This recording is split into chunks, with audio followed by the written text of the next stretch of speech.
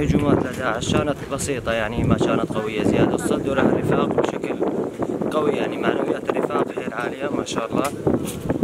أما مرينا بشوية الصعوبات، هي شوية ألغام كان بيه، مر علينا مطر شي 4 أيام أو 5 أيام، كانت شوي وقفتنا، كان شوي صعب علينا، بس الحمد لله وقف الجو، هلا الجو منيح. نحن عم نتقدم يعني باتجاه شعفة والسوسة، تقدم سريع يعني إن شاء الله. من يضل الجو يشد من 15 يوم أو 20 يوم راح تخلص إن شاء الله وما يقدر شيء. والرفاق ما شاء الله يعني معنوياته حيل عالية وما عندها أي مشكلة تجاه الحملة يعني.